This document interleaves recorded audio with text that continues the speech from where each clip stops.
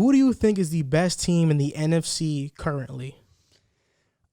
I'm going to go with the Saints. The reason that I give pause when I say that is because without Drew Brees, they're a different team. They're still finding their footing. Are they going to go with Taysom Hill? Are they going to go with Jameis Winston? There's still a lot of question marks, and they haven't really been tested since Drew Brees went down. They beat the Falcons and then the Broncos yesterday, which wasn't even a football game. Respect to Kendall Hinton, but that can't be a judge at all. So they're going to get tested, and we're going to see what the Saints really are. But as of now, I would say the Saints are the best team in the NFC. I think they have the best defense in the NFC. And along with that, their offense is so high-powered that even without Drew Brees, they've looked pretty solid. Again, they have the Chiefs coming up on their schedule, the Vikings who can give them a test. But the playoffs are going to be a different animal because then they also have the Eagles, the Falcons, the Panthers. So they're not going to be the most battle-tested team going into the playoffs. I like their personnel right now more than anybody else, and I think they've been more consistent than a lot of other teams in the NFC. I don't know if they would be my bet to make it out of the NFC, but I think that from what we've seen, they're my best team in the NFC. The Saints are the best team in the NFC right now. It's debatable if they're the best defense. I'm not sure about that, but I think they're the best team in the NFC. Not with Taysom Hill, because I think there's a real ceiling on Taysom Hill on who he can be. And once he faces an elite defense, he's going to look really bad. Or even another high-powered offense. Like when they face the Chiefs, I don't feel confident in Taysom Hill keeping it close with Patrick Mahomes, even as good as the defense is. Yeah, but I think when they face a better team, Taysom Hill is not going to look how he looked against the Falcons his first game. Quan Alexander has made that defense faster. It was a good trade to make. But this isn't new with the Saints. They're usually always the best team in the regular season. They have been for the last couple of years. I know they haven't finished first, but whenever we think about the best team in the NFC, people usually pick the Saints. I mean, in 2017, a lot of people thought they were the best team in the NFC. They lost to the Vikings on a Minnesota Miracle. 2018, they lost to the Rams on what was an outrageous non-PI call, which created a new rule for pass interferences to get challenged. And then last year, they lost fairly to the Vikings. Kirk Cousins beat them fair and square. I get it. But for the past couple of years, they've been the best regular season team. And I think now it's just up to them to now do it in the playoffs. They haven't been a team to win in the playoffs.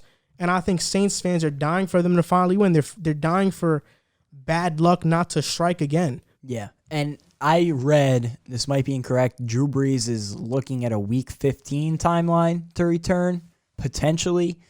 And if that's the case, and he has 2-3 weeks going into the playoffs, there's no excuses at this point. And Drew Brees, I love him. He's a great leader, seems like a really good guy, and he's an all-time great quarterback. There's no debate about it. But come playoff time, his numbers always seem to drop, and that's what kills them.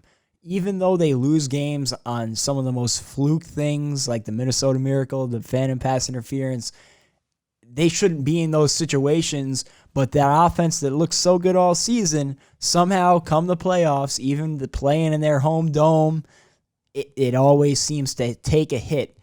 And this is maybe one last chance, because we don't know if Drew Brees is coming back after this, but this is one last chance possibly for Drew Brees to show that he's that guy in the playoffs too.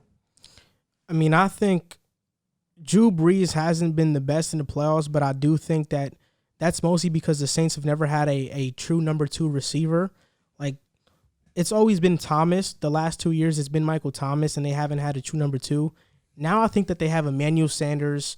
That's going to take pressure off of Michael Thomas. Jared Cook is there.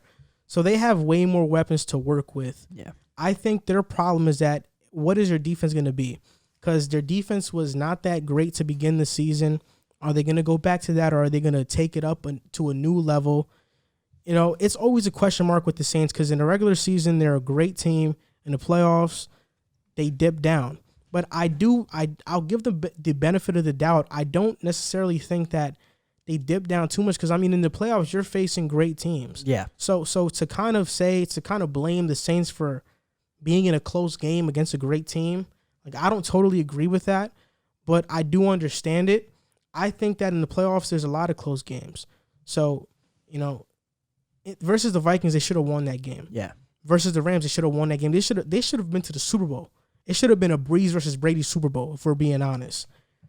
And it just always seems like bad luck seems to go their way. They never have the benefit of the doubt. Yeah, and I'm not necessarily personally blaming Brees for those games. I'm just saying that is the general consensus, I feel like, from conversations I've had about Drew Brees and his playoff struggles, for lack of a better word. Another thing that's concerning about the Saints is when you look at their schedule, after they started out 1-2, they beat the Lions, they beat the Chargers, they beat the Panthers, the Bears, then the Buccaneers, which is a good win. But again, we've talked about how Jekyll and Hyde the Buccaneers have been. Then the decimated 49ers, the Falcons, and the Broncos. So there aren't many good teams in there. Not even great teams, good teams. So they're not going to be battle tested going into the playoffs like a lot of these other teams are, and that's got to be a concern because come playoff time, there's going to be no Falcons, there's going to be no Broncos, Eagles.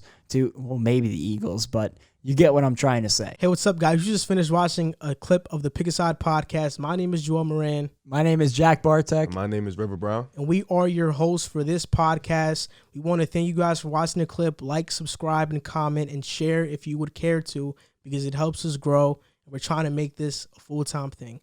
Thank you guys for watching. Thank you guys for supporting, and see you next time.